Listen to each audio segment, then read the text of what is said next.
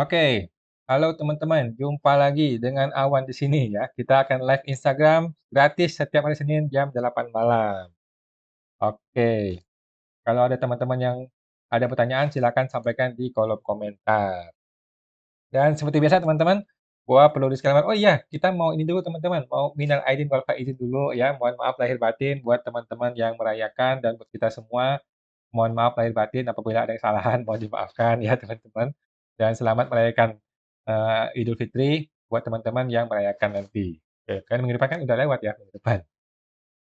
Oke teman-teman, seperti biasa gue perlu disclaimer dahulu teman-teman di awal ya supaya nggak salah bahwa semua yang saya sampaikan di video ini teman-teman dan di seluruh universe-nya Pajak Smart ini ya adalah pendapat pribadi gue 100% teman-teman ya.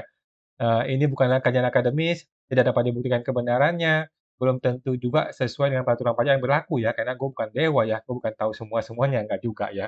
Jadi mohon koreksinya apabila salah teman-teman, langsung dikoreksi aja di kolom komentar kalau ada yang salah. Nah, Nah, walaupun gua seorang konsultan pajak yang resmi ya teman-teman, tetapi isi video ini bukanlah saran profesional konsultan pajak buat Anda semua teman-teman ya. Teman-teman semua Anda tidak bisa dan tidak boleh menjadikan video ini sebagai satu-satunya pedoman Anda untuk melaksanakan kewajiban perpajakan lu gitu. Karena masing-masing orang kan punya kasus yang berbeda-beda ya teman-teman. Jangan sampai digeneralisir, tidak ya.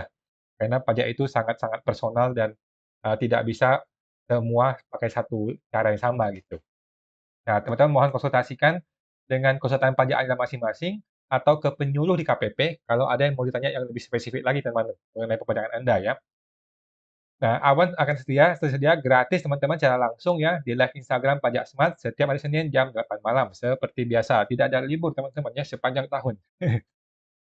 Dan masih mau promo teman-teman nih, program STP Batch 3 sudah dibuka dan masih dibuka sampai 3 bulan yang akan datang teman-teman ya. Di bulan April, Mei, Juni 3 bulan sampai akhir Juni 2023 saya masih akan terus bersama Anda teman-teman. Kita lanjut program terbaik dan terdahsyat ya di tahun ini terutama di dunia persilatan perpajakan ya, yaitu program STP atau siapatakutpajak.com.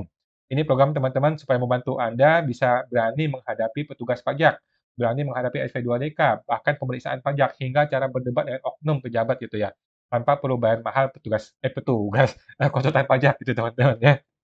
Yang sekarang kan mahal sekali ya konsultan pajak itu ya.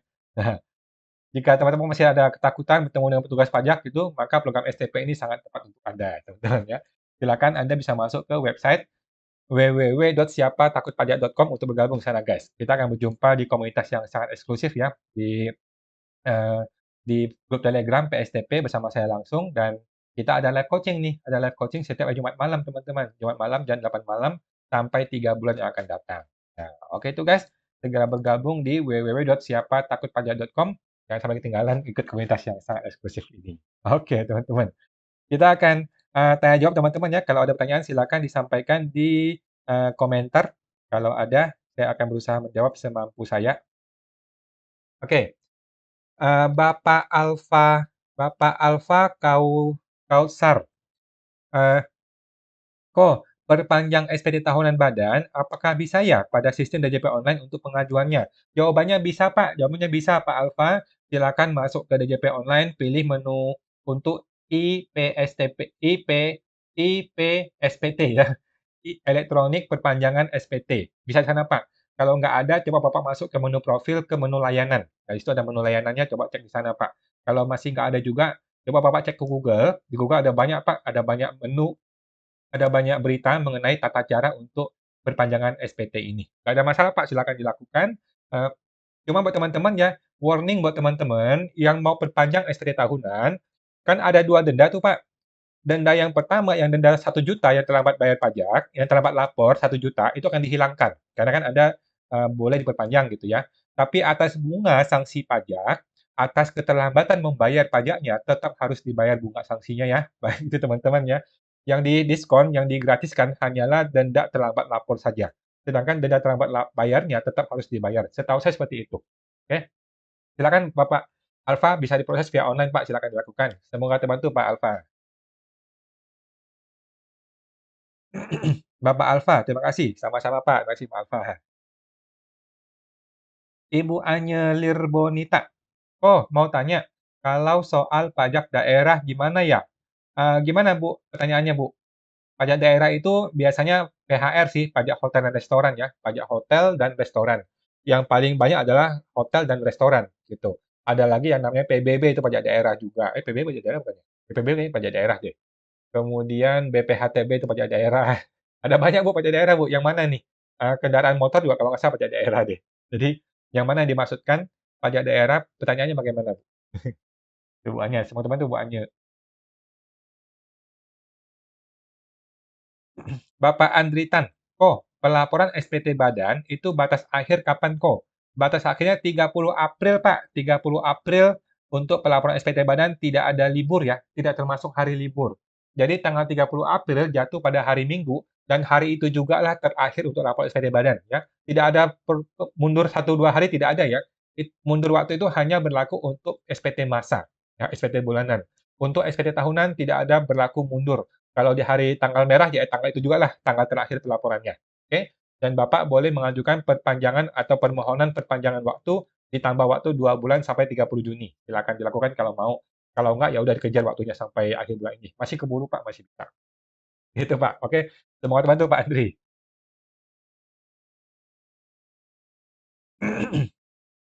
Oke, Bapak Mei 2107. Malam kok, malam Pak Mei. Kalau CV PKP sudah tidak aktif karena kegiatan sudah pindah ke PT, Aktiva rencana mau ditarik oleh pengurus dan disetorkan lagi sebagai setoran modal ke PT. Apakah cara ini kena PPN untuk perpindahan aktivanya? Oke, setahu saya kena Pak ya, setahu saya kena PPN. Alangkah baiknya langsung saja si CV itu jual barang itu kepada PT Pak, selesai urusannya. Oke, langsung si CV PKP jual barang kepada PT PKP, buka faktur pajak, ada PPN-nya. Udah, nanti PT transfer uangnya ke CV, CV silakan diambil sebagai pengambilan prive oleh si pemilik prive, pemilik CV. Itu Pak ya, itu lebih enak menurut saya ya. Jadi CV PKP langsung saja jual barangnya kepada CV PT, PT PKP, terus PT PKP transfer uangnya, kemudian uang diambil oleh si pemilik sebagai pengambilan prive. Gitu sih. Karena kalau dia mau pindahin dari CV kepada orang pribadi, ini PKP ke non PKP kemungkinan kena PPN. Gitu. Nanti dari pribadi pindahin ke PT lagi sebagai seorang modal, ini sih kayaknya nggak ada PPN ya, cuman repot lagi. Nanti agak repot. Jadi langsung aja deh CV jual barang ke PT. Itu sih Pak, lebih enak begitu. Nah, semoga teman tuh Pak Mei 21. Bapak Anyelir Bonita, cara daftarnya gimana kok? Daftar apa nih Bu? Mohon maaf, daftar STP ya? Kalau daftar STP, tinggal buka di website yang namanya www.siapatakutpajak.com. Nah, di sana Bu. Itu kalau mau daftar STP. Semoga terdaftar. Teman-teman tuh Bu Anya. Ibu Marlin, selamat malam kok. Sehat selalu ya? Selamat malam Bu Marlin dan teman-teman semua. Sehat selalu teman-teman. Ibu Arif Jaya, linknya tidak bisa dibuka Om. Yang STP Bu ya? Mohon maaf Bu, coba cek lagi Bu. www.siapatakutpajak.com ya. Disambung semua ya, siapatakutpajak.com. Mudah-mudahan bisa. Coba saya tes dari sini. siapatakutpajak.com. Bisa sih Bu, di saya bisa. Coba dicek lagi Bu. Kalau enggak, coba di setting aja ke message Instagram mungkin bisa juga. Nanti ada orang saya akan jawab. Semoga bantu Bu Ari. Bapak Andri Widianto. Malam kok, malam Pak Andri. Kalau PT kami dipotong tarif 0,5% UMKM, berarti kami nggak perlu lapor lagi ya? Jawabannya nggak perlu lapor bulanan, Pak, tapi tahunan tetap perlu lapor ya. Dan untuk tahunannya hanya diinput di lampiran 4 dan perlu dibuat rekapitulasi PP23 juga nggak kok? Perlu, Pak. Jadi, sudah betul, Pak. Bapak sudah betul, lampirkan di lampiran 4, dan apakah perlu direkapitulasi PP23? Perlu sih, tapi saya rasa nggak terlalu ini sih, nggak terlalu signifikan ya. Yang penting neraca laba rugi ada aja. Kalau saya sih gitu. Yang penting neraca laba rugi aja. Yang lain sih kayaknya nggak terlalu signifikan sih, Pak.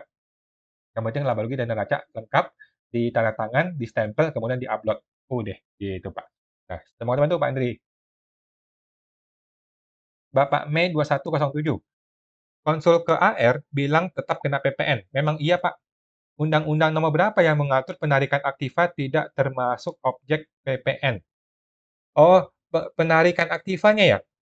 Saya rasa kena PPN, Pak. Saya rasa kena PPN ya. Karena kan dari PKP ditarik ke orang pribadi. akan ada risiko kena PPN, Pak, ada risiko. Jadi paling aman, CV itu jual langsung saja kepada si PT, terbitkan faktur pajak, nanti kan PPN itu kan boleh jadi pajak masukan bagi si PT, kan gitu. Nah, itu lebih aman sih, Pak. Langsung jual kepada PT. Nah, teman-teman tuh Pak Mei. Bapak Topan 79. Pak, saya UMKM, omsetnya kurang dari 4,8 M. Tapi, kenapa nggak bisa terbitin suket PP 23 ya, Pak? Info perpajakannya, saya kewajiban pakai PPh 25. Oke, cara pertama adalah Pak Topan ganti dulu KLU-nya, Pak. Jadi di bagian menu profil, di menu data KLU, Bapak mesti centang yang namanya kegiatan usaha. Oke, kegiatan usaha dicentang, kemudian Bapak pilih kasih jenis usahanya apa, dagang ecerannya barang apa, kemudian disimpan. Setelah disimpan, barulah mengajukan kembali PP 23-nya, Pak, suketnya. Oke, itu caranya ya. Ubah KLU, centang yang namanya kegiatan usaha, kemudian isi jenis usahanya apa, kemudian disimpan, kemudian barulah cetak suket PP 23-nya. Oke. Kalau itu gagal, cara kedua adalah datang langsung ke KPP, Pak. Bapak datang langsung ke KPP, di bagian pelayanan, bilang ke pelayanan, Pak, saya masih nyangkut nih ke pegawai swasta saya, jadi saya nggak bisa cetak PP 23-nya. Tolong dibantu dong. Nah, jadi bisa datang ke KPP langsung, nanti dibantu oleh tim KPP, Pak, supaya dapat suket PP 23. Oke. Anyway, tanpa ada suket PP 23 pun, seseorang atau WP itu sudah boleh qualified pakai 0,5%, Pak. Tidak wajib punya suket untuk bisa pakai 0,5%. Itu, Pak ya. Jadi, cara pertama adalah ganti KLU, kemudian dites ulang. Cara kedua adalah datang ke KPP, minta di KPP langsung.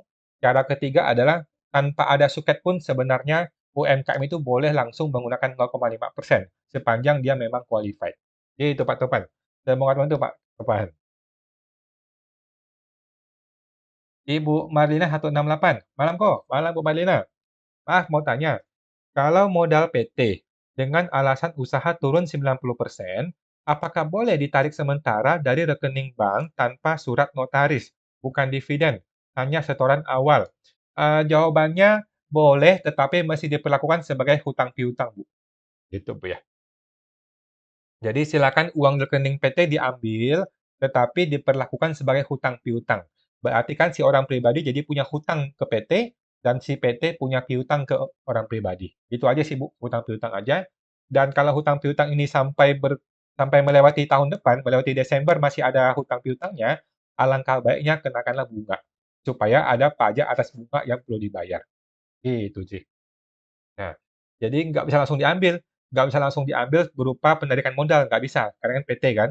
Nah, jadi uang yang diambil silakan di jurnal sebagai hutang piutang saja. Nanti kan ketika sudah ada uangnya, dikembalikan lagi kepada PT sebagai pembayaran hutang piutang. Itu Bu. Saya mengatakan itu Bu Malina.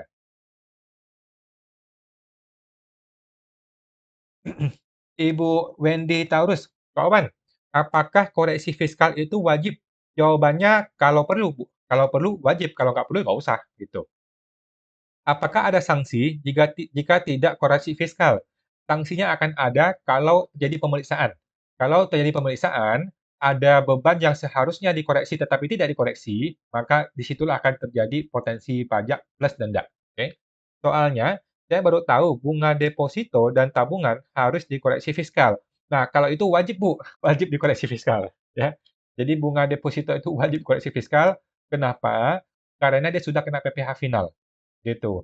Bunga tabungan juga sama, dia, adalah objek PPh final sehingga dia harus dikeluarkan sebagai, penghasilan, gitu. Itu ya. Jadi pertama, apakah koreksi fiskal itu wajib? Jawabannya wajib apabila memang perlu, kalau nggak perlu nggak usah. Yang kedua, apakah ada sanksi jika tidak koreksi fiskal?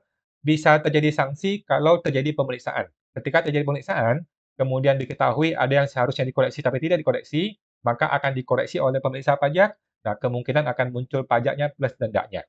Kemudian yang mengenai bunga deposito, by the way bunga deposito ini kalau Ibu koreksi, kan dia akan mengurangi laba ya, akan mengurangi laba sehingga mengurangi pajak.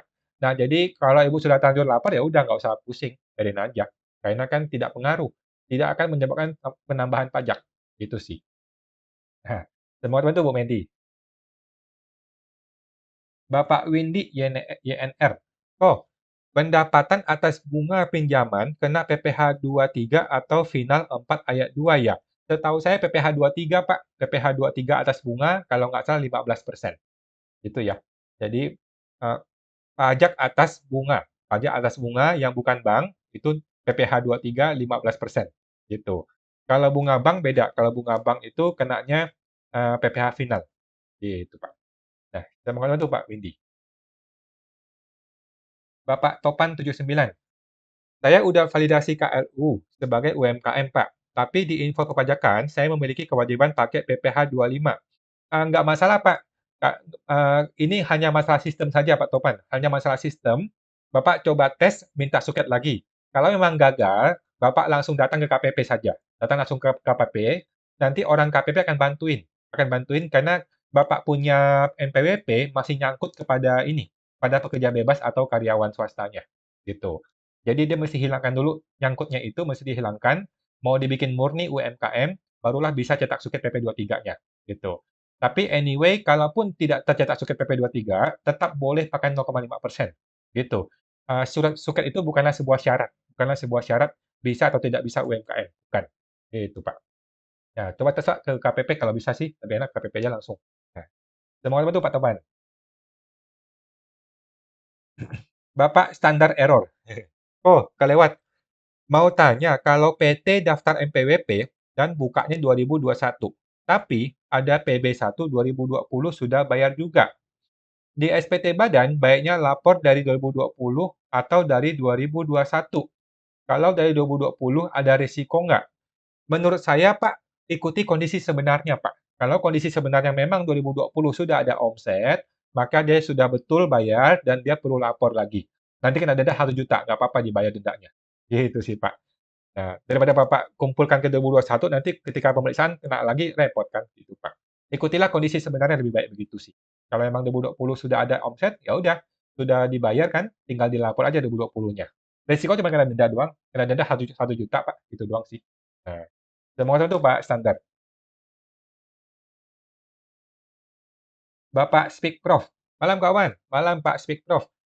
PT rugi 60 jutaan, tapi ada kredit pajak PPh 23 2 jutaan. Kalau dilaporkan berarti LB dan harus restitusi diperiksa ya? Jawabannya iya, Pak. Jawabannya iya ya. Kalau dibikin LB, maka pasti restitusi dan pasti akan diperiksa. Apa sebaiknya tidak dilaporkan atau boleh dibiayakan? Kalau saya, Pak, saya laporkan sebagai biaya pajak PPh 23. Jadi PPh 23 itu tidak saya kreditkan, tetapi saya biayakan sebagai biaya pajak, kemudian akan dikoreksi fiskal. Kalau saya gitu, Pak. Nah, silakan Bapak kalau mau pilih cara ini boleh juga. Jadi ada dua cara ya, teman-teman. Ada dua cara supaya tidak LB. Cara pertama adalah seperti yang saya lakukan tadi, yaitu membiayakan kredit pajak. Jadi kredit pajak dibiayakan di jurnal sebagai beban pajak. Kemudian koreksi fiskal. Cara kedua adalah mengkoreksi beban-beban lain supaya tidak terjadi LB. Nah, cara ini tidak saya rekomendasikan. Itu sih. Kalau saya gitu, Pak. Sudah betul, Pak. Kalau saya tinggal dibuang saja PP23-nya sebagai beban pajak, kemudian dikoreksi fiskal.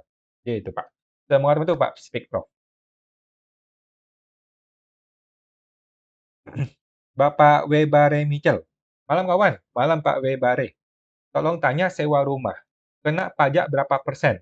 Jawabannya 10% ya, Pak. 10% kalau sewa rumah. Lalu, yang bayar siapa? Yang punya rumah atau si penyewa? Karena dua-duanya bukan PTKP. Terima kasih, Kak Wan. Oke, jadi gini. Yang namanya sewa rumah, kita mesti lihat siapa penyewanya. Yang menyewa ya, yang membayar uang. Itu siapa? Kalau yang menyewa itu adalah sebuah badan, CV, PT perorangan, yayasan, atau apapun, kalau yang badan yang menyewa, maka yang badan inilah yang membayarkan pajaknya, yang bantu bayar pajaknya, kemudian dia transfer kepada pemilik itu 90%.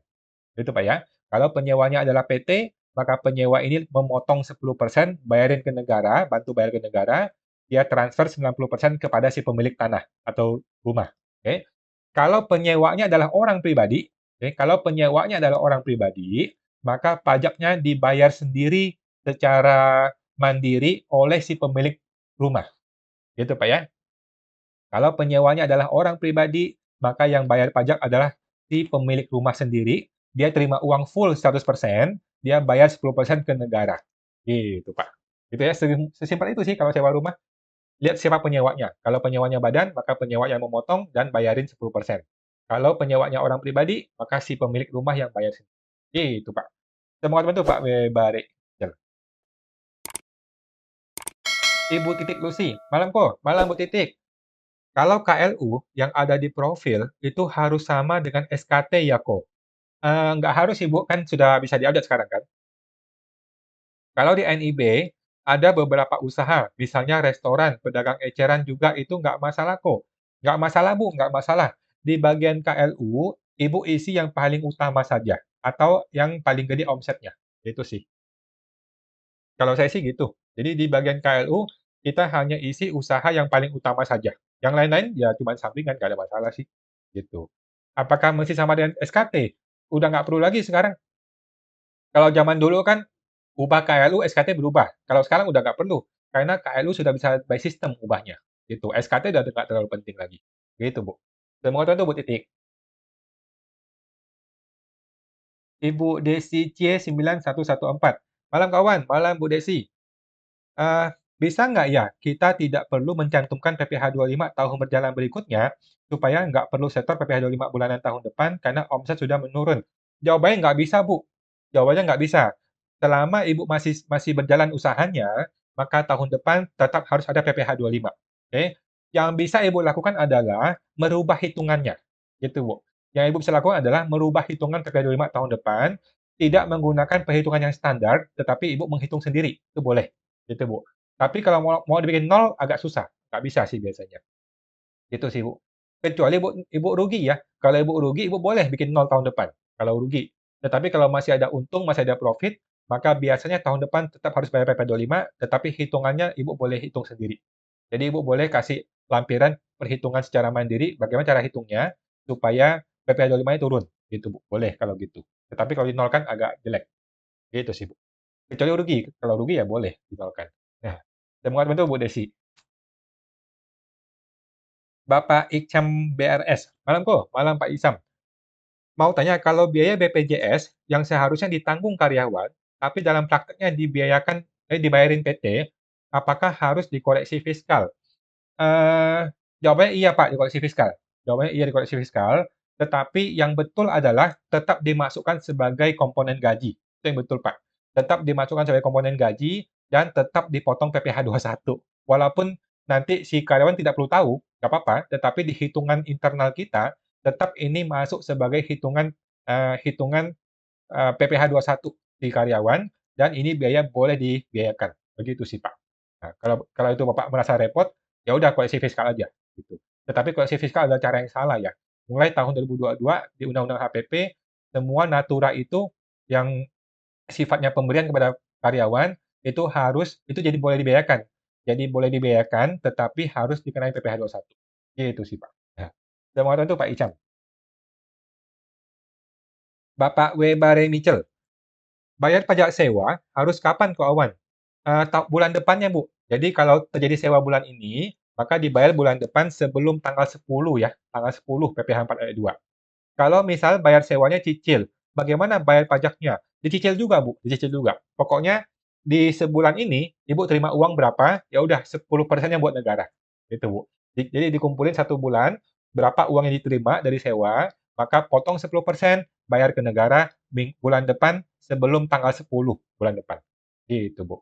Dan itu perlu dilapor, Bu ya. By the way, PPh 4 ayat 2 yang sewa perlu dilapor bulan depan. Jadi sebelum tanggal 20 gitu. Bayarnya tanggal 10, lapornya tanggal 20 maksimal. Oke. Cara lapornya bagaimana? Di e-Bupot Unifikasi. Ibu tinggal masuk ke DJP Online, pilih menu e-Bupot Unifikasi. Kalau nggak ngerti, boleh cek ke Google, Bu. Di Google ada banyak. Di YouTube ada banyak juga sih cara lapornya. Itu, Bu ya. Jadi buat teman-teman, yang namanya sewa, dibayar sesuai dengan uang yang diterima. Dibayar sesuai dengan uang diterima, dibayar 10%, bulan depan bayarnya maksimal tanggal 10, dan dilapor sebelum tanggal 20. Gitu, Bu. Semoga tentu, Bu, Mbak Reni. Bapak Mei 2107. Kalau PKPCV dicabut dulu kok, apa bisa bebas PPN untuk penarikan modal? Jawabannya bisa, Pak. Jawabannya bisa, tetapi yang namanya cabut PKP akan terjadi pemeriksaan. Gitu, Pak ya. Bapak harus siap. Itu penting. Jadi, eh, tidak mudah cabut PKP. agak susah bahkan ya. Jadi cabut PKP harus terjadi pemeriksaan. Jadi Bapak harus siap dengan pemeriksaan. Kalau Bapak belum siap pemeriksaan, jangan cabut PKP dulu, gitu. Kalau Bapak tadi merasa agak repot pindah-pindah begini, ya udah biar aja barang-barang CV tetap ada di CV biar begitu, nggak ada masalah. Tetapi kan dipakai oleh PT, silakan dipakai aja, gitu. Kalau Bapak merasa repot mengenai pindah-pindahan barang-barang dari CV ke PT, gitu sih Pak. Tetapi kalau cabut PKP, itu pasti akan terjadi pemeriksaan, ada kekhawatiran di situ. Kalau Bapak khawatir, ragu-ragu, mending nggak usah. Gitu, Pak. Lapor dulu PPN nihil selama 5 tahun ke depan, baru cabut. Gitu, Pak. Nah, saya mau ngomong itu, Pak Mei.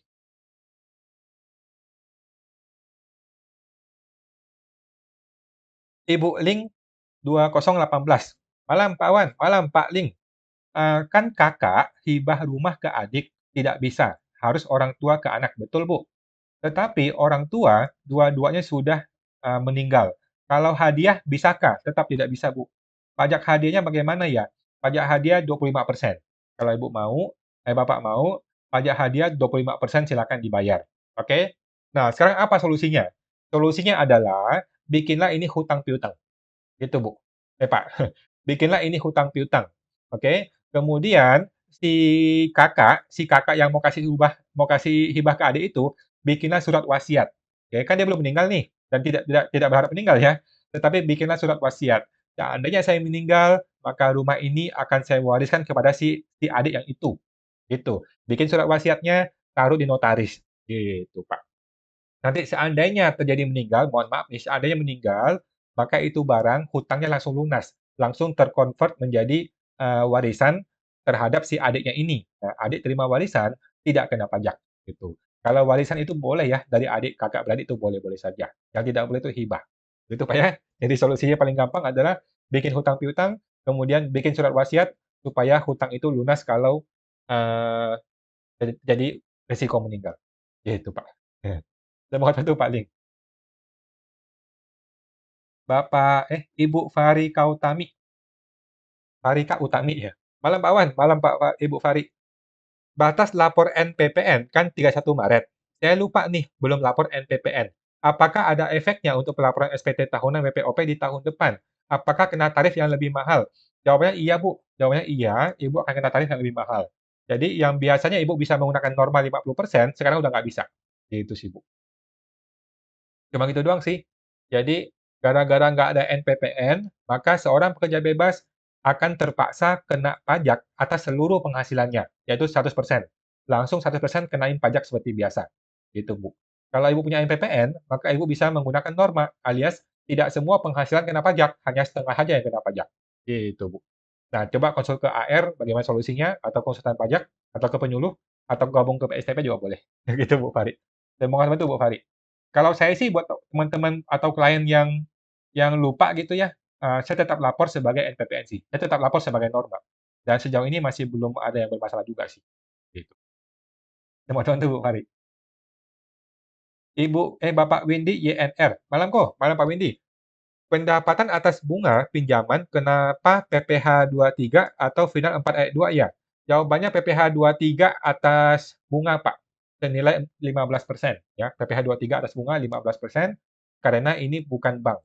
Kalau bank, barulah kena final 4 ayat 2. Itu Pak Windy. Terima kasih untuk Pak Windy.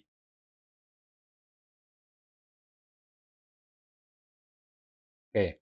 Pak Windy, apa setelah dibayarkan PPh 23 atas bunga pinjaman, apa harus dikoreksi fiskal? PPh 23 atas bunga pinjaman itu bukan beban, Pak. Jadi, ketika Bapak bayar PPh 23 atas bunga, itu Bapak memotong. Bapak memotong 15% dari yang Bapak bayarkan. Ya kan? Contoh nih, bunganya 100. Bapak itu transfer kepada si peminjam itu 85, yang 15 bayar ke pajak. Sehingga di sini tidak ada beban. Tidak terjadi beban di sini. Sehingga Bapak tidak mengkoreksi fiskal. Gitu ya. Nah, sedangkan beban bunganya sendiri adalah beban bunga yang memang boleh dibebankan sepanjang memenuhi 3M, memenuhi kriteria ini berhubungan dengan usaha. Itu sih. Jadi, atas beban bunganya boleh dibayarkan sepanjang ini memenuhi kriteria 3M. Sedangkan PPh 23 itu bukan beban, itu adalah pemotongan, pemotongan PPh 23 atas si pemilik si peminjam itu. Itu bukanlah beban, itu hanyalah hutang PPh 23 yang dibantu bayarin oleh Bapak untuk dia. Gitu, Pak. Saya mau ngatur itu Pak Widi. Lanjut. Ibu Maya ZHR. Malamku, malam Bu Maya. 2022 baru lahir PT di tengah tahun. Salesnya di bawah 4,8 M. Gimana biar bisa lapor pakai skema PP23 bukan pasal 17? Masih bisa nggak kok sekarang buat 2022? Eh, Langkah pertama adalah Ibu mintakan suket PP23 ke sistemnya, Bu. Nah, kalau Ibu minta suketnya berhasil, maka selesai urusan ya. Maka pasti bisa, Bu ya. Jadi langkah pertama adalah mintakan suket PP23 di sistem DJP online. Kalau ini berhasil, maka beres. Langkah kedua adalah kalau suketnya gagal, Ibu bilang ke AR, Ibu telepon atau WA ke AR, Bapak AR, saya maunya pakai 0,5% dong, tetapi saya nggak berhasil cetak suket nih, gimana? Minta dibantu. Nanti AR itu akan bisa di sistem dia akan bisa membuat Ibu secara otomatis tuh pakai 0,5%, gitu. Karena secara default, secara normal, PT baru itu menggunakan 0,5% biasanya, gitu Bu. Oke, jadi setahu saya masih bisa ya. Langkah pertama adalah cetak dulu suketnya. Kalau cetak suket PP23 yang berhasil, maka selesai. Kalau suket nggak dapat, bilang ke AR, saya mau pakai 0,5%, apakah bisa? Harusnya bisa sih sama AR. Nah, langsung Ibu tinggal bayarkan dan laporkan SPT tahunan menggunakan mekanisme UMKM. Gitu, Bu. Dan mau ngapain tuh, Bu Maya? Bapak Wendy Taurus. Oh, nanya lagi. Jika sudah dilakukan koreksi fiskal yang diinput di lampiran 8A6 non-kualifikasi yang sebelum korvis atau sesudah ko. Thanks Ko Awan. Yang namanya lampiran 8A adalah yang sebelum koreksi fiskal, Pak. Jadi buat teman-teman ya, yang namanya lampiran 8A adalah lampiran yang komersil, bukan yang fiskal ya, yang komersial, yang laporan yang sebelum koreksi fiskal. Gitu, Pak. Nanti koreksi fiskal itu ada di lampiran satu nanti, terjadinya koreksi fiskal ya. Itu. Saya mau tahu Pak Wendy. Bapak Topan 79. Orang tua saya dulu WPOP karyawan selama 20 tahun. Saat ini jadi UMKM karena pensiun. Saat jadi karyawan, kurang edukasi pajak, banyak aset yang belum dilaporkan dan belum pernah ikut PPS. Oke, Pak Topan, nggak usah khawatir. Solusinya adalah dia lapor SPT mundur, Pak. Tinggal pembetulan SPT. Oke, pembetulan SPT 2020, 2019, 2018, sampai 18 saja. Sampai SPT 18 silakan dibetulkan. 18, 19, 20, 21, 22. Silakan semuanya dibetulkan dan dilaporkanlah seluruh harta dia yang betulnya bagaimana. Gitu, Pak. Nah, apakah dia perlu bayar pajak tambah atau tidak? Nah, pertanyaannya adalah kembali lagi harta itu didapatkan dari mana? Apakah harta itu didapatkan dari kerja selama 20 tahun? Maka itu nggak usah bayar pajak lagi. Sepanjang dia bisa membuktikan kalau penghasilan itu sudah kena pajak di PT-nya ketika dia bekerja. Gitu, Pak. Kalau dia nggak bisa buktikan mengenai penghasilannya sudah dipotong pajak, maka dia tetap harus bayar pajak nanti. Gitu, Pak. Nah, ini mungkin kalau hartanya banyak, mungkin Bapak perlu konsultan pajak ya. Kalau hartanya sudah miliar-miliaran, mending Bapak ketemu konsultan pajak supaya dibantu, atau ke KPP ada penyuluh bisa bantuin Bapak. Gitu, Pak. Atau mau ke SPSTP juga boleh. Kalau mau. Gitu, Pak. Jadi gampang, Pak. Tinggal pembetulan aja. Pembetulan mundur ke belakang 5 tahun ke belakang. Tuh. Dan mau bantu Pak Topan. Bapak Topan 79. Kalau saya laporkan langsung semua di SPT 2022 kemarin, dampaknya bagaimana ya? Nggak bisa, Bu. Pak Topan, nggak bisa ya. Bapak mesti lapor mundur. 2022, 21, 20, 19, 18. 5 tahun ke belakang mesti lapor mundur, supaya Bapak betul-betul melaporkan yang kondisi sebenarnya per 2018. Sehingga Bapak terhindar dari pemeriksaan yang 2017 ke bawah. Gitu. Jadi per 2018 sudah betul-betul clear, dipotong. Nah, barulah maju ke depan, semua harta-harta dilapor semua sampai hari ini. Gitu, Pak. Dan Bapak mesti bisa buktikan ya bahwa semua penghasilan itu sudah dipotong pajak di kantor. Ada bukti potongnya dari kantor. Gitu, Pak. Nah, semoga bantu Pak Tepan. Lanjut, Bapak Agung Parasara. Malam kok, malam Pak Agung. Beban gaji periode Maret dibayarkan di bulan April. Lapor PPh 21-nya ikut di masa Maret atau April ya? Maret, Pak. Maret, Maret ya. Jadi, walaupun dia dibayar di April, Mei, atau kapan, yang namanya beban Maret adalah di-accrue, dilapor secara accrual di beban gaji di bulan Maret dan dilaporkan sebagai PPh 21 bulan Maret. Gitu, Pak. Masalah pembayaran itu masalah teknis ya, tetapi secara akrual, secara akunting sudah dilapor untuk periode masa Maret. Gitu, Pak. Semua tentu Pak Agung. Metode akrual ya kalau pada satu. Ibu Meis Nara. Pak Wan, ya Bu Meis. PT diperiksa nih 2022, dikenakan PKP secara jabatan, terhitung 2020. Wadah, bagaimana penutupan SPT 2022 dan pelaporan PPN atas omset 2022? Eh, jadi kita mesti lihat ini, Bu. Kita mesti lihat tanggal PKP-nya kapan. Tanggal PKP jabatannya kapan. Jadi, sejak tanggal PKP jabatan, maka dia sudah mulai harus lapor PPN seperti biasa dong. Nah, yang sebelum PKP jabatan, dia mesti bayar PPN yang 2,2% Undang-Undang Cipta Kerja. Itu Bu ya. Mudah-mudahan paham ya. Jadi sejak tanggal PKP jabatan, dia mesti lapor PPN seperti biasa ke depannya. Nah, untuk yang sebelum PKP jabatannya, sebelum tanggal PKP jabatan, maka dia mesti bayar PPN yang Undang-Undang Cipta Kerja yang 2,2%. Gitu, Bu. Semoga paham ya, Bu. Kalau enggak, mungkin Ibu coba cek ke Google atau ke YouTube, atau gabung ke PSTP juga bisa. Nanti kita ada live coaching di hari Jumat malam. Gitu, Bu. Nah, semoga betul, Bu Meis. Ya, Meis Nara. Ibu Ariasa 0524. Lapor SPT tahunan badan mulai Maret. Untuk angsuran PPh 25 masa Maret yang dibayar April, apakah bayarnya nilai PPh 25 yang baru? Terima kasih kok. Jawabannya iya, Bu. Jawabannya iya. Kalau Ibu sudah punya angka yang baru, maka mulai pembayaran berikutnya adalah pakai angka yang baru. Gitu, Bu. Kalau Ibu Januari sudah lapor SPT tahunan badan, maka mulai Januari pun sudah bayar yang angka yang baru. Pokoknya ketika angka baru sudah ketahuan, maka pembayaran berikutnya sudah menggunakan angka yang baru. Tidak usah nunggu April, nggak usah nunggu Maret, pokoknya pembayaran berikutnya. Gitu, Bu. Oke, Pak. Saya mau bantu, Pak Ari. Bapak Maya ZHR. Oh, kalau NPWP suami gabung istri, plus minusnya apa? Eh, Plusnya sudah baik, Bu. Mending digabung aja. Jika keduanya punya pekerjaan tetap dan bebas, lebih baik gabungkah? Jawabannya iya, Bu. Jawabannya iya. Sama sekali tidak ada manfaat apapun yang namanya suami istri itu dipisah NPWP-nya. Sama sekali nggak ada manfaat sama sekali. Ya. Mending digabung saja. Gitu, Bu. Jadi kalau kecuali ada pisah harta ya, bagi suami istri yang ada pisah harta, maka dia harus dipisah dong. Tetapi kalau tidak ada pisah harta, digabung saja. Tidak ada manfaat apapun kalau dipisah NPWP-nya. Nggak ada manfaatnya. Mending digabung saja. Gitu, Bu. Dan mohon bantu, Bu Maya.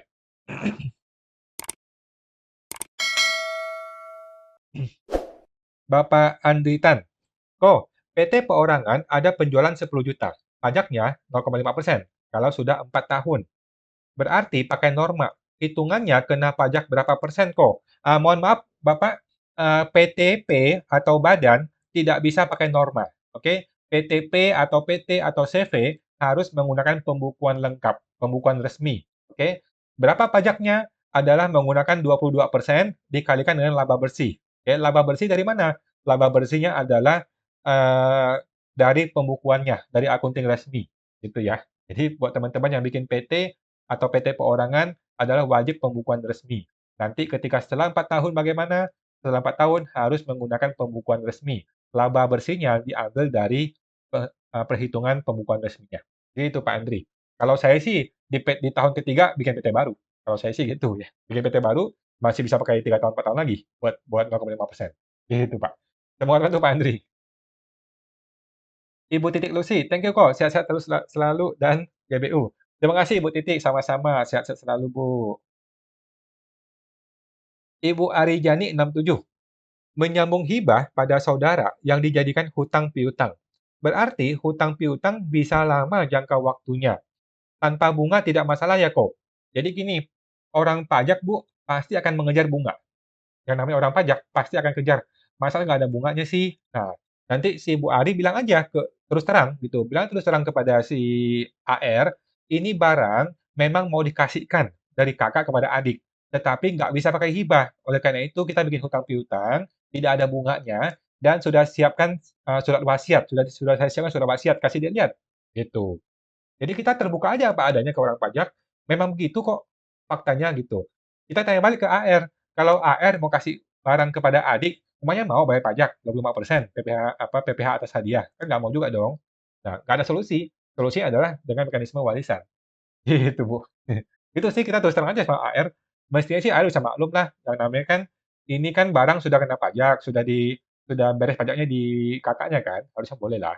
Gitu, Bu. Nah, mohon tentu Bu Ari.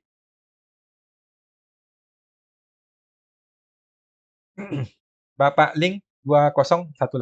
Pak Wan, maaf saya lagi. Buat surat hutang piutang dibuat oleh notaris ya, dan dibuat surat wasiat ya. Untuk hutang piutang tidak wajib notaris, Pak. Tidak harus notaris, tetapi kalau surat wasiat wajib ke notaris. Itu, Pak. Nah, alangkah baiknya langsung aja deh ke notaris dua-duanya deh. Jadi bilang ke notaris apa adanya, kondisi seperti ini, bisa nggak? Kalau notarisnya bilang bisa, maka diproses langsung saja. Gitu.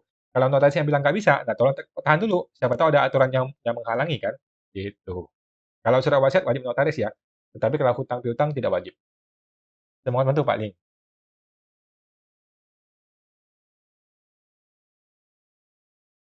Lanjut.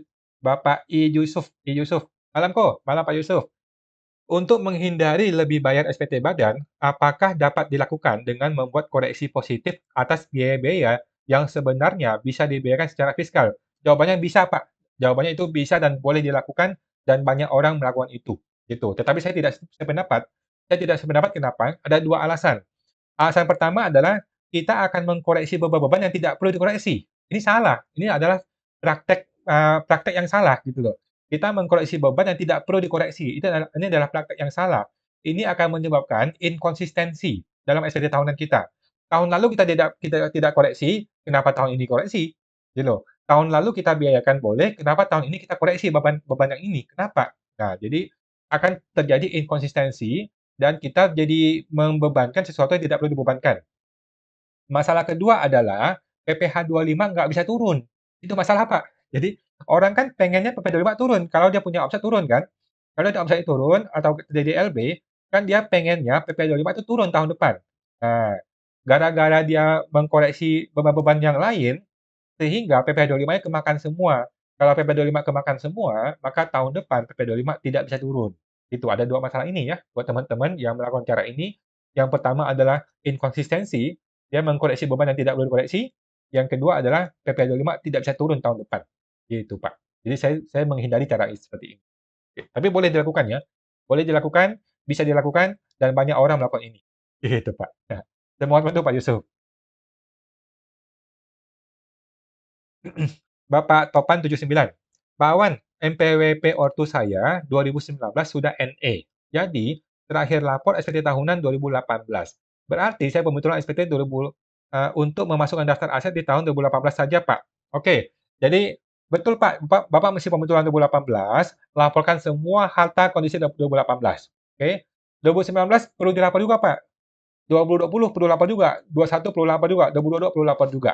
Oke, jangan di NE-kan SPT-nya. Kenapa? Karena dia punya harta banyak, ya kan? Kalau dia punya harta banyak, jangan di NE-kan. Supaya apa? Supaya harta bisa lapor terus setiap tahun.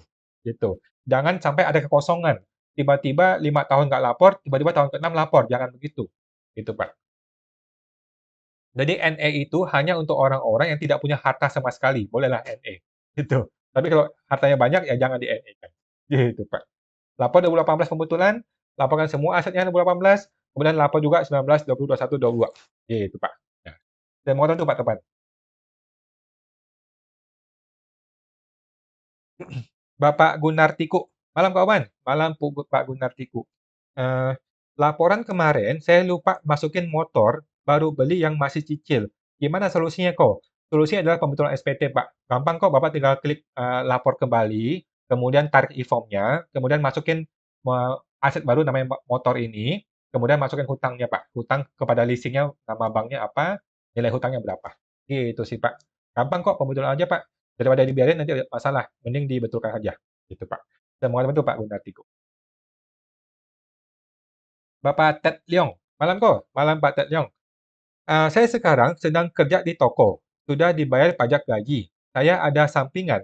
Apakah saya bisa ikut UMKM kok? Jawabannya bisa Pak. Bisa Pak, silakan aja. Kalau Bapak punya omset, silakan dibayar 0,5% kalikan omset dagangnya. Gitu Pak. Jadi selain dari gaji kantor, Bapak juga punya sampingan. Silakan dibayar 0,5% kalikan omset UMKM-nya. Itu Pak, beres. Tiap bulan bayar. Setelah melewati 500 juta ya Pak.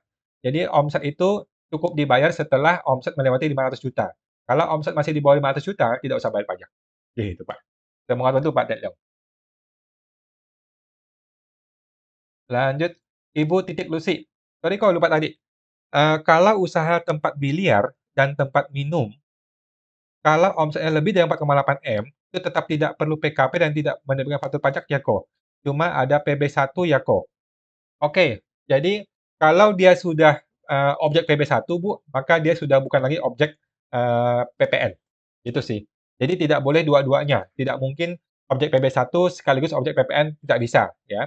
Kalau dia memang sudah kategorinya adalah pajak daerah, pajak hiburan ini kan, pajak hiburan pajak daerah PB1, maka dia sudah tidak lagi kena PPN. Tidak usah PKP ceritanya. Gitu, Bu. Nah, semoga itu Bu Titik. Bapak Andritan. Oh, kalau CV pakai pencatatan atau pakai norma kok. CV maupun PT maupun PTP wajib pembukuannya, Pak, tidak bisa pencatatan. Tidak bisa norma. Gitu, teman-teman. Dan Pak Andri ya, yang namanya badan, CV, PT, PTP, yayasan, dan lain-lain itu, yang namanya badan, itu wajib pembukuan. Ya, tidak boleh pencatatan saja dan tidak bisa pakai norma. Harus menggunakan pembukuan resmi. Itu, Pak. Nah, semua orang itu Pak Andri.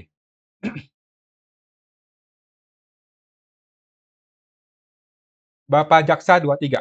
Malam kawan, malam Pak Jaksa. Semoga sehat selalu. Sehat selalu, Pak Jaksa.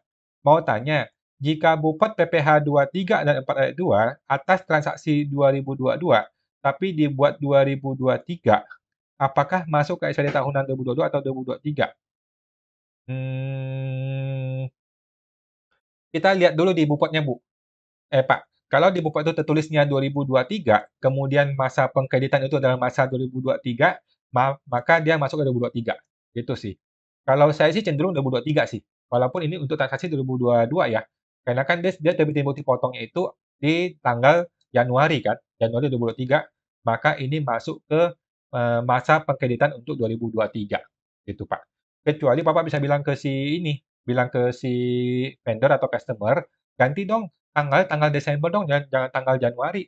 Nah, maka itu akan bisa masuk ke masa Desember.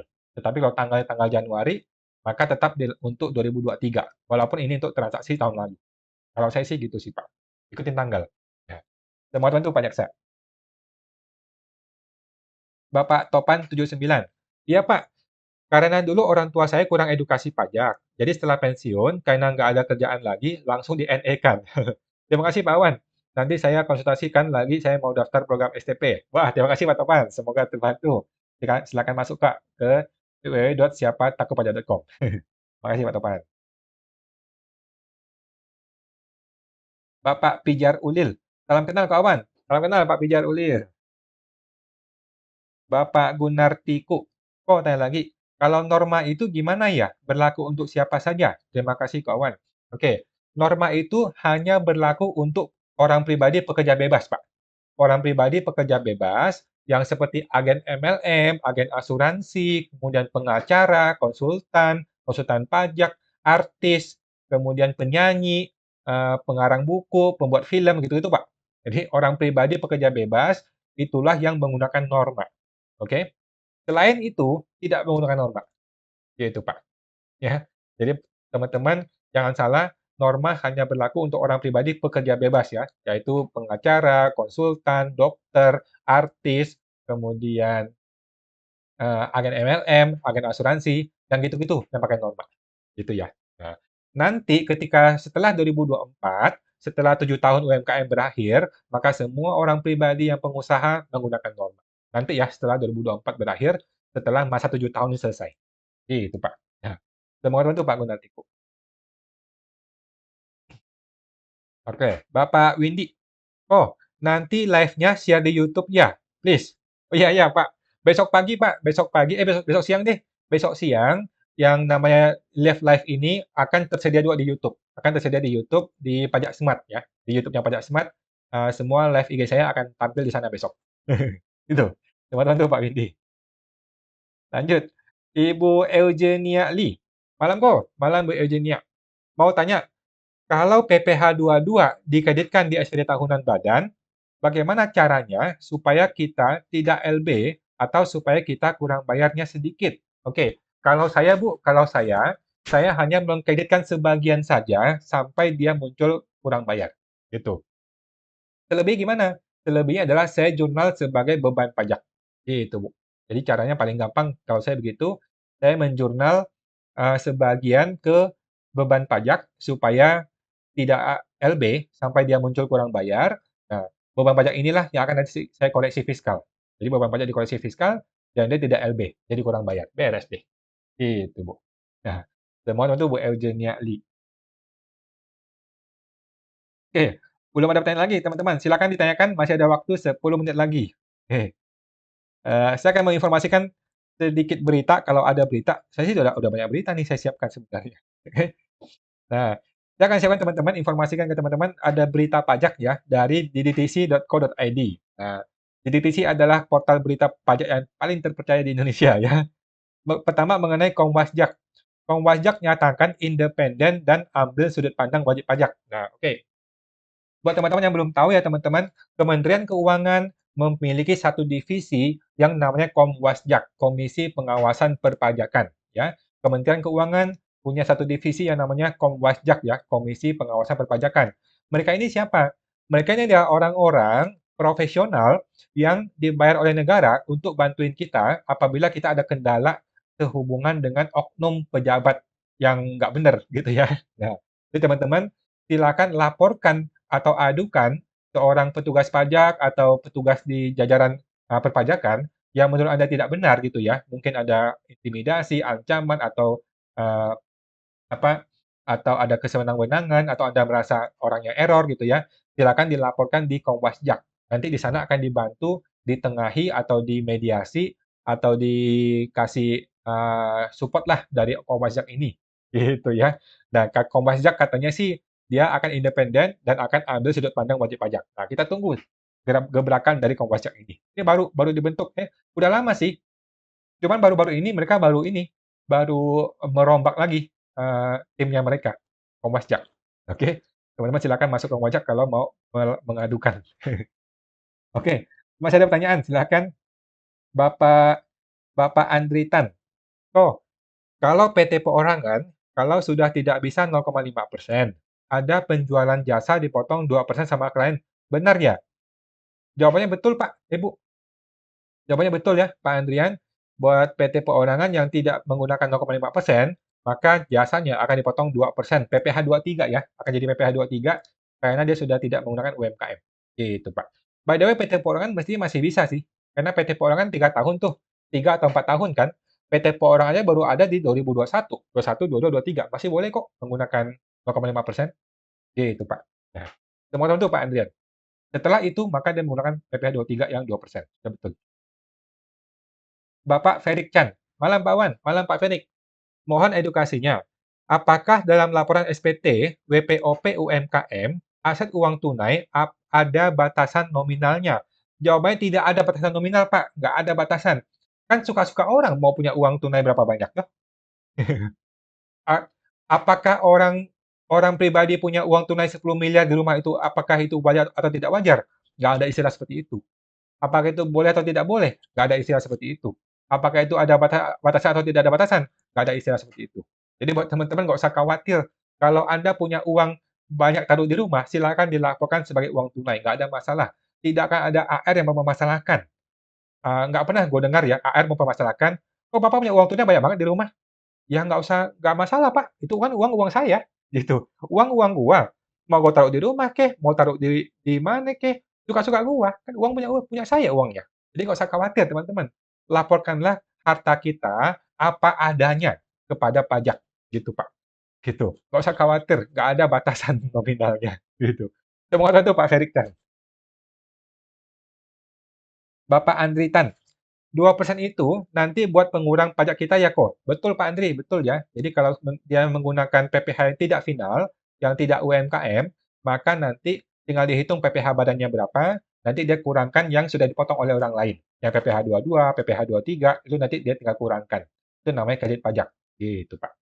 Namanya kredit pajak ya. Mengkreditkan PPh 23 dari lawan transaksi. Gitu Pak Andri. Saya mohon bantu Pak Andri. Bapak Eugenia Lee. Konsultan sebelumnya buat PPh 22-nya ditaruh di neraca sebagai pajak dibayar di muka. Katanya kalau dikreditkan muncul LB. Tapi lama-lama jadi banyak. Cara mengurangi bagaimana kok? Oke, gampang Bu. Sekarang Ibu bikin sebuah jurnal. Oke, Ibu bikin sebuah jurnal. Debitnya adalah beban pajak. Akun di laba rugi kan? Debitnya adalah beban pajak. Kreditnya, kreditnya adalah itu tuh PPh 22 dibayar di muka. Dibuang semua. Itu, Bu. Paham, Bu, ya? Mudah-mudahan paham, ya. Jadi kreditnya adalah PPh 25 dibayar di muka, dibuang semua. Munculkan akun yang namanya beban pajak di debit. Nah, angkanya bisa tinggal disesuaikan aja. Disesuaikan aja kalau memang itu untuk motong ke PPh badannya. Itu, Bu, ya. Gampang kok. Pokoknya PPh dibayar di muka, dibuang ke kredit semua, tinggal di jurnal ke debit adalah beban pajak. Itu, Bu. Nah, saya mohon bantu, Bu Eugenia Lee. Bapak I. Yusuf, kalau PPh 22 bisa dibiayakan untuk menghindari lebih bayar. Apakah PPh 25 juga bisa diperlakukan seperti itu? Kalau saya bisa, Pak. Kalau saya begitu, PPh 22, 23, 25 semuanya akan saya biayakan kalau memang dia LB. Gitu, Pak. Pokoknya sepanjang masih LB kita buang. 25 dulu yang pertama dibuang ya. Yang pertama dibuang adalah 25 dulu. Kalau 25 sudah dibuang semua masih LB, buang PPh 23. Nah, PPh 23 masih LB juga sudah dibuang semua, baru buang PPh 22-nya. Di jurnal ke beban pajak maksudnya ya, bukan dibuang langsung dibuang. Maksudnya dibebankan sebagai beban pajak. Gitu, Bu. Pak. Gitu. Boleh-boleh saja. Setahu saya tidak ada aturan yang melanggar ya, tidak ada aturan yang melanggar dan saya belum pernah ketemu AR yang melarang gitu. Walaupun ada sih, ada teman-teman yang curhat AR-nya melarang, harus digajikan semua katanya. Kalau saya sih saya tolak karena tidak ada argumen hukumnya. Gitu sih. Nah, coba tuh Pak Yusuf. Ibu It's Marlina C. Malam kok. Malam Bu Marlina. Gimana sih cara jadi konsultan pajak? Apakah perlu sekolah perpajakan? Gampang, Bu. Ibu bisa join ke kelas saya yang namanya program kpp.com. Program konsultan pajak pinter. Jadi teman-teman yang mau jadi konsultan pajak tinggal masuk ke www.programkpp.com. Nanti di sana kita mulai di bulan Juni deh kayaknya. Mungkin di bulan Juni atau bulan Mei. Mei kayaknya nggak mungkin. Bulan Juni kita ada program untuk membantu teman-teman supaya jadi konsultan pajak yang beromset miliaran. Nah, caranya gimana? Gampang, tinggal join ke www.programkpp.com. Itu Bu Malina, semua itu Bu Malina. Bapak Felix Chan. Terima kasih Pak Wan atas edukasinya. Terima kasih Pak Felix, sama-sama. Ibu Fitra Dewi, malam kok. Malam Bu Fitra. Tanya dong, ada biaya komisi di jurnal di bulan Maret dan diakui hutang PPh 21 di bulan Maret. Tapi baru dibayar di bulan April. Lalu hutang PPh 21 tersebut dibayar ke kas negara bulan April juga. Oke, sudah betul Bu? Apakah bisa kok? Jawabannya bisa, Bu. Memang begitu caranya. Jadi, di accrual di bulan Maret, kemudian di jurnal sebagai bulan Maret, kemudian dibayar pajaknya di bulan April sebelum tanggal 10. Tapi untuk masa Maret ya, Bu. Masa Maret ya. Jadi, dibayar ke kas negaranya adalah untuk masa Maret ya, Bu, bukan masa April. Gitu. Sudah betul. Nah, semua tentu Bu Fitra. Bu Fitra Dewi. Ibu Eugenia Lee, thanks kok. Thanks Bu, sama-sama. Bapak Andri Tan. Oh, kalau masih pakai 0,5%, kita dipotong pajak 0,5% sama klien. Nah, itu pencatatannya bukan pengurang pajak ya kok. Bukan Pak ya. Jadi buat teman-teman yang menggunakan PPh final, 0,5% itu bukan lagi mengurang pajak. Karena kan sudah PPh final. Gitu. Kalau sudah PPh final, maka 0,5%-nya di jurnal sebagai beban pajak langsung saja. Tidak ada istilahnya pengurang pajak lagi kalau sudah PPh final. Gitu Pak. Karena PPh yang namanya pengurang pajak atau kredit pajak hanya berlaku untuk PPh 22, PPh 23 gitu. Kalau PPh final tidak berlaku seperti itu, langsung dibebankan sebagai beban pajak saja, yaitu Pak Andri. Semoga itu Pak Andri. Ibu Marlina 168. Maaf kok, mau tanya lagi. Kalau tahun sebelumnya pakai pembukuan, sekarang mau pakai UMKM, konsekuensinya apa? Ini orang pribadi atau badan nih, Bu? Orang pribadi. Kalau orang pribadi pembukuan, mungkin Ibu perlu ngomong ke AR deh. Perlu ngomong ke AR, saya mau ganti dong ke pencatatan, boleh nggak? Gitu. Nah, itu kalau orang pribadi ya, ngomong ke AR. Kalau badan, nggak bisa ganti pembukuan ke pencatatan. Kalau yang namanya badan, itu wajib pembukuan. Dari awal sampai akhir, wajib pembukuan. Gitu sih, Bu, kalau badannya. Nah, Semua tentu Bu Malina. Ibu Ling JKT 2018. Maaf, lagi Pak Wan. Rumah yang akan diberi ke adik tersebut, sertifikatnya atas nama adik atau kakaknya ya? Bebas aja sih Pak, bebas aja. Kalau bisa sih nama kakaknya aja. Nah, kalau bisa nama kakaknya saja, karena kan masih masih hutang piutang, belum belum di belum perlu balik nama, itu sih. Nanti seandainya terjadi resiko, kemudian diwariskan, barulah dibalik nama ke adiknya. Gitu sih Pak. Mending begitu sih. Nah, itu Pak Ling. Bapak Mister Abdoe. Malam kok, malam Pak Abdoe. Untuk ikut kelas konsultan pajak, apakah harus lulusan S1? Tidak perlu Pak, tidak perlu. Yang diperlukan adalah punya laptop dan punya internet. Itu wajib ya buat teman-teman yang mau ikut kelas konsultan pajak saya, yang program kpp.com, wajib punya laptop dan wajib punya internet. Tidak bisa modal handphone doang, tidak bisa modal tidak punya laptop, nggak bisa. Dan internet masih ada internet, wajib karena kita mainnya main dunia digital zaman sekarang ya. Itu Pak Abdul. Semoga terbantu Pak. Bisa kalau punya laptop dan punya internet. Gitu Pak. Tidak harus S1 siapapun bisa. Semoga terbantu Pak Abdul. Ibu Fitra Dewi, tapi biaya komisinya itu baru dibayar di bulan April kok. Nggak masalah Bu, nggak masalah. Tetap di-accrue di bulan Maret. Bukannya hutang PPh 21 baru terjadi saat komisi dibayar. Bukan saat dibayar Bu, pada saat di jurnal. Nah, sehingga bayar ke kas negara di bulan Mei kok. Oke, nggak bisa. Jadi ini eee, kita mesti menggunakan prinsip accrual, Bu. Kalau untuk yang PPh 21 tidak bisa menggunakan prinsip cash ya. Kita mesti menggunakan prinsip accrual, artinya kapan dia dibebankan secara sistem. Kalau dia dibebankan secara sistem di bulan Maret, maka ini adalah terhutang di bulan Maret untuk PPh 21 dan dibayar PPh 21 untuk masa Maret, gitu. Bukan bukan lihat di tanggal bayarnya ya, bukan, tapi dilihat di tanggal dia membiayakan, gitu, Bu. Itu prinsip kalau PPh 21, gitu, Bu. Nah, semua tentu Bu Fitra. Bapak Andritan, oh, PT Perorangan ambil duit PT, prive apa hutang? Jawabannya bukan prive atau hutang, Pak ya, tetapi prive atau dividen. Nah, ada orang yang bilang PT Perorangan itu prive, ada orang yang bilang PT Perorangan menggunakan dividen. Ini sampai sekarang masih ada dua pendapat yang bingung nih Pak. Kalau saya lebih cenderung bilang PT Perorangan menggunakan prive dengan alasan modalnya tidak terbagi atas saham. Jadi saya bilang ini prive. Ada orang bilang ini dividen. Kenapa dividen? Namanya aja PT. Kalau namanya aja PT, maka dia mesti pakai undang-undang PT, maka dia pakai dividen. Gitu sih. Nah, silakan Bapak putuskan mau pakai yang mana. Itu Pak Andri. Saya mohon bantu Pak Andri. Lanjut, Bapak Gowandi. Pak Wan, jadi konsultan pajak omset miliaran, kerjanya enggak libur-libur dong.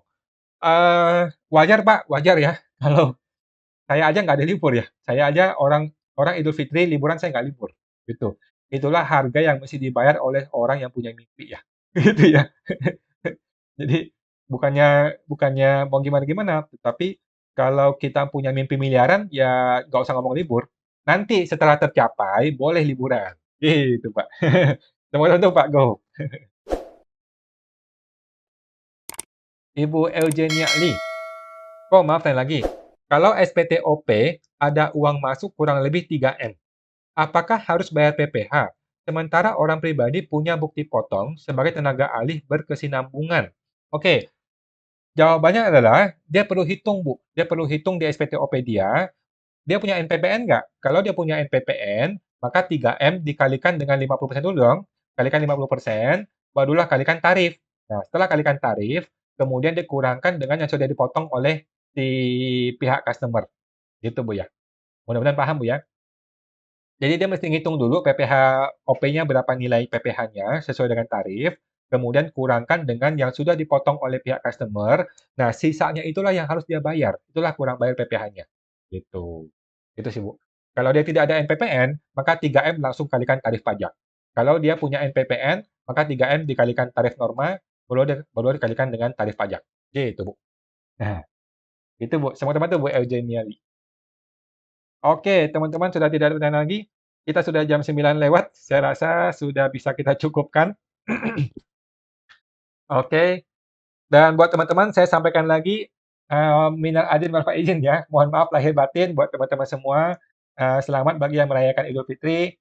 Semoga bisa lancar-lancar semua buat teman-teman yang mudik juga semoga lancar-lancar saja ya.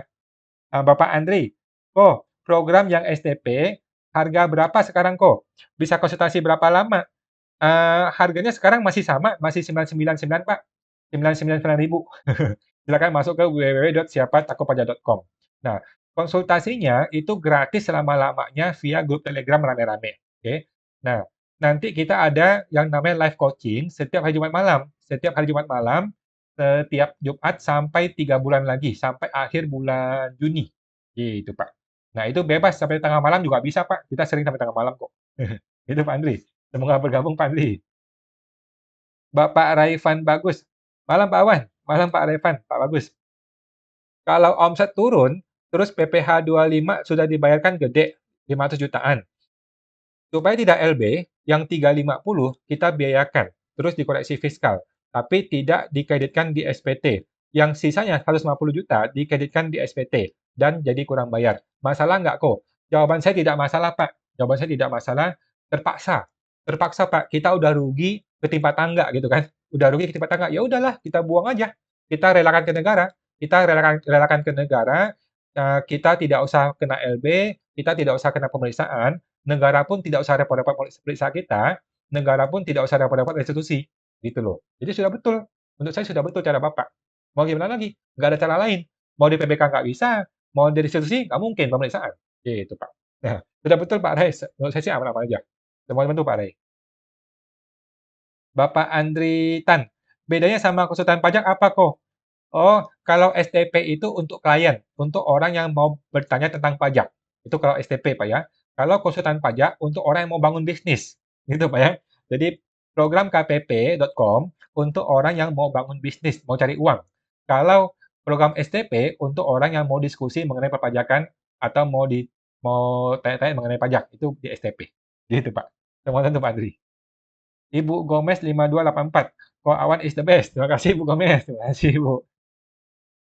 Ibu Marlina, program STP bisa jadi konsultan, ntar klien dapat dari mana? Cari sendiri.